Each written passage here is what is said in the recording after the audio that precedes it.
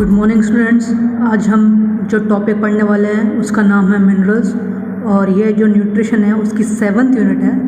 और जैसा कि आप जानते हैं कि हमारे जो बॉडी है उसमें बहुत सारे मिनरल्स अपने अलग अलग फंक्शंस करते हैं, जैसे कि सोडियम, पोटेशियम, फ्लोरीन, आयोडीन। ये बहुत सारे तरीके के मिनरल्स हमारी बॉडी में अपने अपने फंक्शन करते हैं। आज हम पढ़ेंगे मेनली मिनरल्स होते क्या हैं, उनके क्लासिफिकेशंस क्या होते हैं, उनके फंक्शंस क्या होते हैं। तो मिनरल्स की अगर हम बात करें तो मिनरल्स एक तरीके के इनऑर्गेनिक एलिमेंट है needed by the body for the following functions. हमारी बॉडी में मिनरल्स क्या हैं? Inorganic element. इनऑर्गेनिक एलिमेंट का मतलब होता है ऐसे एलिमेंट जो हमारी बॉडी खुद सिंथेसाइज नहीं कर पाती, और हम इसके लिए हमारे फूड्स पे क्या होते हैं, डिपेंडेंट रहते हैं, उसको बोलते हैं इनऑर्गेनिक एलिमेंट। इसलिए जो मिनरल्स हैं वो हमारी बॉडी खुद सिंथेसाइज नहीं कर पाती है, और इस मिनरल्स के लिए हमें जो फूड्स हैं उस पर डिपेंडेंट रहना पड़ता है। हमारी बॉडी में जो मिनरल्स हैं उनके कुछ फंक्शंस हैं, जैसे कि फर्स्ट है बिल्डिंग ऑफ टिश्यूज़ का बिल्ड होना। सेकेंड, रेगुलेट बॉडी फ्लूइड्स, जो हमारे बॉडी फ्लूइड्स हैं उनको रेगुलेट करना। थर्ड है असिस्ट इन बॉडी फंक्शन, हमारे जो बॉडी फंक्शन है उसमें असिस्ट मतलब हेल्प करता है। Fourth, help to form body structures, हमारी जो बॉडी स्ट्रक्चर है उसको बनाने में क्या करता है, मिनरल्स मदद करते हैं। अब बात करें क्लासिफिकेशन ऑफ मिनरल्स की, तो मिनरल्स मेनली 2 टाइप्स के होते हैं। पहला major minerals, second trace minerals. तो जो मेजर मिनरल्स होता है वो हमारी बॉडी में जो 100 मिलीग्राम है उससे ज़्यादा के अमाउंट में हमें चाहिए होता है, और इसको हम क्या बोलते हैं, मैक्रो मिनरल्स के नाम से भी जाना जाता है। मेजर मिनरल्स मेनली क्या होते हैं, ऐसे मिनरल्स जो हमारी बॉडी में 100 mg पर डे या उससे ज़्यादा के अमाउंट में हमें चाहिए होता है, उसको हम बोलते हैं मेजर मिनरल्स। और जो मेजर मिनरल्स होते हैं उसको हम एक और नाम से जानते हैं जिसका नाम है मैक्रो मिनरल्स। सेकेंड मिनरल्स की अगर हम बात करें क्लासिफिकेशन की, तो इसका एक और क्लासिफिकेशन है, वो है ट्रेस मिनरल्स के नाम से। तो जो ट्रेस मिनरल्स होता है वो हमारी बॉडी में 100 मिलीग्राम या उससे कम की रिक्वायरमेंट में हमें रोज़ाना चाहिए होता है, इसको हम एक और नाम से जानते हैं माइक्रो मिनरल्स। तो क्लासिफिकेशन मेनली 2 टाइप्स के हैं, पहला मेजर मिनरल्स और दूसरा ट्रेस मिनरल्स। मेजर मिनरल्स ऐसा मिनरल्स होते हैं जो हमारी बॉडी में 100 मिलीग्राम या उससे ज़्यादा की मात्रा में हमें चाहिए होता है रोज़ाना, और इसका एक और नाम है मैक्रो मिनरल्स। सेकेंड, अगर हम बात करें ट्रेस मिनरल्स की, तो हमारी बॉडी में ये 100 मिलीग्राम या उससे कम की मात्रा में हमें रोज़ाना चाहिए होता है, जिसको हम एक और नाम से जानते हैं जो है माइक्रो मिनरल्स। तो ये है क्लासिफिकेशन। और इसके बाद बात करते हैं आयंस। आयंस जो होते हैं वो मेनली क्या होते हैं, electrically charge atoms resulting from chemical reaction. Ions जो होते हैं वो एक तरीके के इलेक्ट्रिकली चार्ज एटम्स होते हैं जो किसी भी केमिकल रिएक्शन का क्या होता है, रिजल्ट होता है। आयंस हमेशा 2 टाइप्स में डिवाइड किए गए हैं, पहला है एनायंस और दूसरा कैटायंस। एनायंस वो होते हैं जो नेगेटिवली चार्ज होते हैं, और कैटायंस वो होते हैं जो पॉजिटिवली चार्ज होते हैं।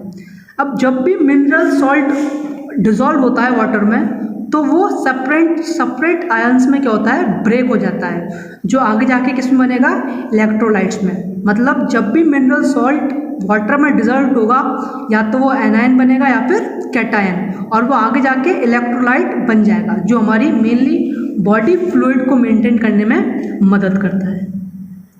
थर्ड, अगर बात करें मेजर मिनरल्स जैसा कि हमने पढ़ा था कि इसका क्लासिफिकेशन है 2, मेजर मिनरल्स और ट्रेस मिनरल्स। तो मेजर मिनरल्स में कौन कौन से मिनरल्स आते हैं, उनके फूड सोर्सेज क्या हैं, उनके फंक्शंस क्या क्या होते हैं, और उनकी डेफिशिएंसी और टॉक्सिसिटी से क्या क्या हो सकता है, इसके बारे में हम देखेंगे। तो फर्स्ट जो मेजर मिनरल है वो है कैल्शियम। कैल्शियम का जो फूड सोर्सेज है वो है मिल्क, चीज़, सार्डिनस, सैल्मन और some dark green and leafy vegetables.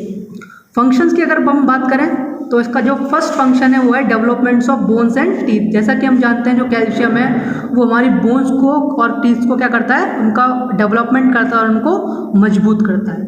Second, अगर हम बात करें कैल्शियम के फंक्शन की, तो ट्रांसमिशन ऑफ नर्व इम्पल्स, जो हमारे नर्व इम्पल्स हैं उसको भी ट्रांसमिट करने में मदद करता है। थर्ड, ब्लड क्लॉटिंग में भी ये मदद करता है। और फोर्थ जो इसका एक्शन है, नॉर्मल हार्ट एक्शन, जो नॉर्मल हार्ट एक्शन होता है उसको मेंटेन करने में भी ये हमारी सहायता करता है या फिर हेल्प करता है। पांचवा जिसका फंक्शन है वो है नॉर्मल मसल एक्टिविटी। जो हमारी मसल एक्टिविटी है उसका जो नॉर्मल लेवल है उसको भी मेंटेन रखने में जो कैल्शियम है वो मदद करता है। तो ये कुछ फंक्शन है कैल्शियम्स के। और अगर हम इसकी डेफिशिएंसी और टॉक्सिसिटी के बारे में बात करें तो जैसा कि हमने विटामिन में पढ़ा था कि कैल्शियम की कमी से osteoporosis, osteomalacia, rickets, tetany, retarded growth और poor tooth and bone formation देखने को मिलता है। मतलब osteoporosis, osteomalacia, rickets, tetany, retarded growth और poor tooth and bone formation, ये क्या है, डेफिशिएंसी या टॉक्सिसिटी ऑफ कैल्शियम। अगर हम इसकी ऑस्टियोपोरोसिस की बात करें तो ऑस्टियोपोरोसिस का मतलब होता है पोरस बोन्स। इसका जो कैरेक्टराइज हो जाता है वो है कि इसमें जो बोन डेंसिटी है वो क्या हो जाती है, कम हो जाती है। और जो बोन टिश्यू अमाउंट है वो भी कम हो जाता है। और जो बोन्स होती है वो फ्रेजाइल हो जाती है। फ्रेजाइल का मतलब होता है ऐसी चीज़ जो इजीली ब्रेकेबल हो, उसको हम बोलते हैं फ्रेजाइल। तो ऑस्टियोपोरोसिस में जो बोन डेंसिटी है वो कम हो जाएगी और जो अमाउंट है बोन्स टिश्यू का वो भी कम हो जाएगा, जिसकी वजह से जो बोन्स होंगी वो क्या हो जाएंगी, फ्रेजाइल हो जाएंगी। जैसे कि आप पिक्चर में देख सकते हैं जो बोन्स हैं वो बहुत, उनकी जो डेंसिटी है वो भी कम है और वो बहुत फ्रेजाइल है, मतलब इजीली ब्रेकेबल है। नेक्स्ट अगर हम बात करें रिकेट्स का मतलब होता है softening of bones in children potentially leading to fractures and deformity. इसमें क्या होता है, जो बोन्स है उनमें सॉफ्टनिंग देखने को मिलती है, जिसकी वजह से जो चिल्ड्रन है उसमें फ्रैक्चर्स होने के चांसेस बहुत बढ़ जाते हैं। और नेक्स्ट है ऑस्टियोमलेशिया।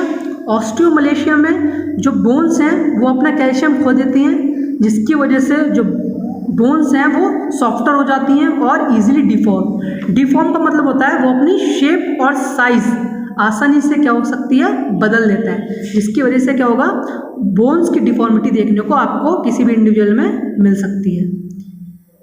नेक्स्ट अगर बात करें हमारे नेक्स्ट मेजर मिनरल्स की तो वो है फॉस्फोरस। फॉस्फोरस के जो फूड सोर्स हैं वो है milk, cheese, lean meat, poultry, fish, whole grains, legumes and nuts. Lean meat की अगर हम बात करें तो लीन मीट एक ऐसे तरीके का मीट है जिसमें जो फैट लेवल होता है वो बहुत कम होता है। इसका एग्जाम्पल है जो स्किनलेस चिकन है, वो लीन मीट का एक बहुत अच्छा एग्जाम्पल है। फंक्शन की अगर हम बात करें तो इसका फर्स्ट फंक्शन है development of bones and teeth, जो टीथ और बोन्स है उनका डेवलपमेंट में मदद करना। Second, maintain normal pH of blood, जो हमारी पीएच है ब्लड की उसको मेंटेन रखने का भी फॉस्फोरस का एक मेन फंक्शन है। Third, constituent of all body cells, ये हमारी जितनी बॉडी सेल्स है उनका कॉन्स्टिट्यूएंट मतलब एक हिस्सा है। फोर्थ, कार्बोहाइड्रेट और फैट मेटाबॉलिज्म में भी क्या करता है, मदद करता है। इसकी हम डेफिशिएंसी और टॉक्सिसिटी की बात करें तो इसकी कमी से या इसकी ज़्यादा होने से क्या क्या चीज़ देखने को मिलेंगी। तो पहला है poor tooth and bone formation. अगर ये हमारे जो फॉस्फोरस है अच्छी मात्रा में या तो कम मात्रा में हुआ या ज़्यादा मात्रा में हुआ तो इसकी वजह से जो हमारे टूथ हैं और जो बोन हैं उनमें पुअर फॉर्मेशन देखने को मिलेगा। सेकंड, वीकनेस देखने को मिलेगी, एनोरेक्सिया देखने को मिलेगा और जनरल मलेस आपको देखने को मिलेगा। नेक्स्ट अगर बात करें पोटेशियम, तो पोटेशियम एक तरीके का मेजर मिनरल्स है और ये हमें oranges, bananas, dry fruits, vegetables, legumes, milk, cereals और मीट से हमें ये प्राप्त हो सकता है। इसके फंक्शन की अगर हम बात करें तो कॉन्ट्रैक्शन ऑफ मसल्स, ये हमारे मसल्स हैं उसको कॉन्ट्रैक्ट करने में मदद करता है। मेंटेनेंस ऑफ बॉडी फ्लूइड, ये हमारा जो बॉडी फ्लूइड है उसको मेंटेन करने में हेल्प करता है। Third, transmission of nerve impulse, जो नर्व इम्पल्स हैं उनको ट्रांसमिट करने में भी पोटेशियम की एक महत्वपूर्ण भूमिका रहती है। फोर्थ, रेगुलेट हार्ट रिदम, ये जो हमारी हार्ट रिदम है उसको रेगुलेट करता है। लास्ट, ये हमारा जो मेटाबॉलिज्म है सेल का उसमें भी क्या करता है, मदद करता है। अब इसकी डेफिशिएंसी और टॉक्सिसिटी से क्या हो सकता है। डेफिशिएंसी की बात करें तो हाइपोकैलेमिया देखने को मिलेगा। हाइपोकैलेमिया मतलब जब हमारी बॉडी में जो पोटेशियम की मात्रा है वो नॉर्मल से कम होगी। अब नॉर्मल मात्रा की बात करें पोटेशियम की तो वो होती है 3.5 से 5 मिली इक्विवेलेंट पर लीटर। मतलब अगर 3.5 से अगर कम है पोटेशियम की मात्रा आपकी बॉडी में तो आपको हाइपोकैलेमिया होने के चांसेस हो जाएंगे।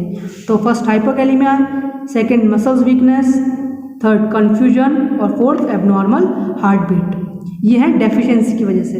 और टॉक्सिसिटी की अगर बात करें तो हाइपरकैलेमिया मतलब जब हमारी बॉडी में पोटेशियम की मात्रा नॉर्मल से ज़्यादा हो जाएगी, वो है अगर 5 मिली इक्विवेलेंट पर लीटर से ज़्यादा हो जाएगी तो हमें हाइपरकैलेमिया होने के चांसेस बढ़ जाएंगे। Second, potentially life threatening and irregular heart beats.